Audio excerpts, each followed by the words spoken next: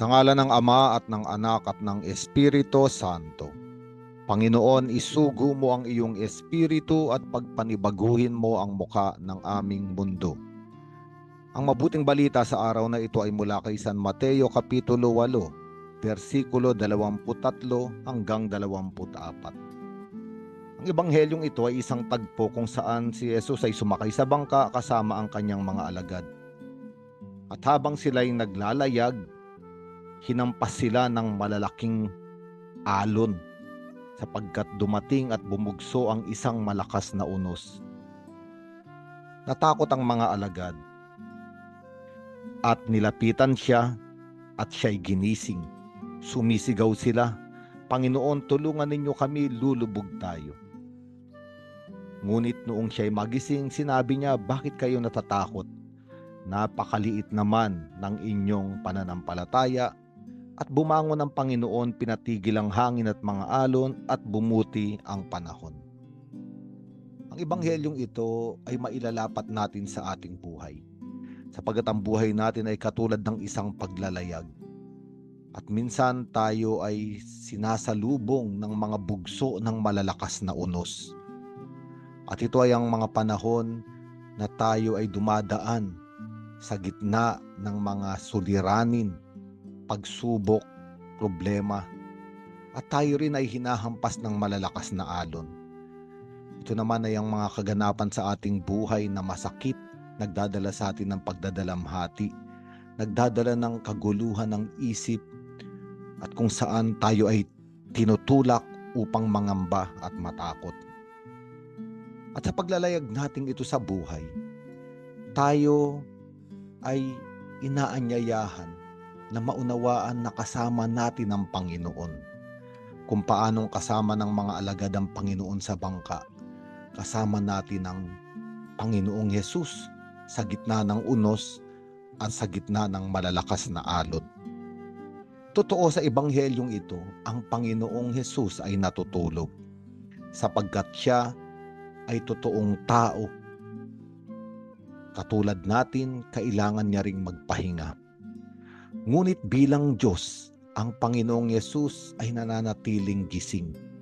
Kung babasahin natin sa Lumang Tipan, sa Salmo 121, sinasabi roon na ang Panginoong Diyos ay ang aking tagapagligtas.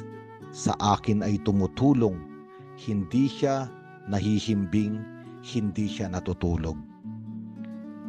Bilang Diyos, tayo ay binabantayan ng Panginoon.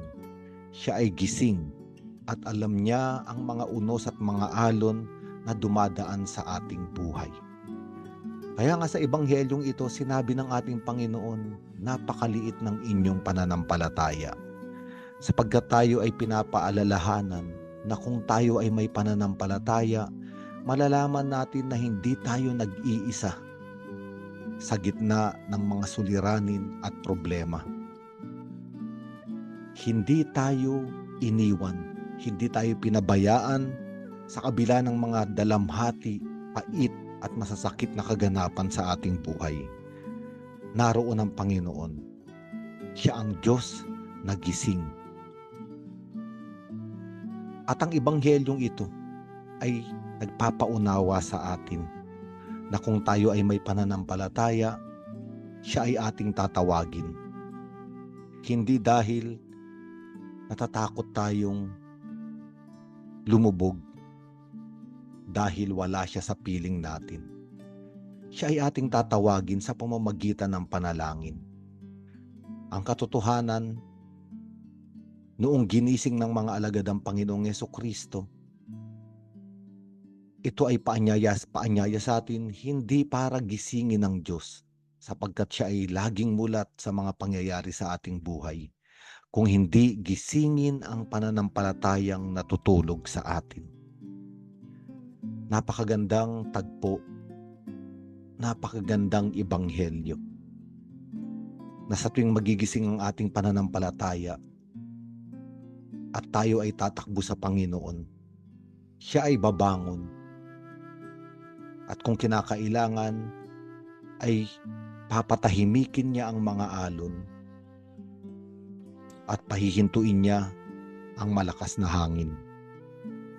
Ang Panginoon ay ating kasama sa ating paglalayag sa buhay na ito. Sa gitna ng unos, katulad ng ating Panginoong Hesukristo, ay maaari tayong magkaroon ng kapayapaan. Sa paghampas ng malalakas na alon, kagaya ng ating Panginoong Hesukristo, maaari tayong matulog ng mahimbing. Sapagkat sa ating paglalayag sa buhay na ito, kasama natin siya. Tayo ay inaanyayahang manahimik, magpahinga at maging payapa, sapagkat may Diyos sa gitna ng ating paglalakbay. Sa ngalan ng Ama at ng Anak at ng Espiritu Santo.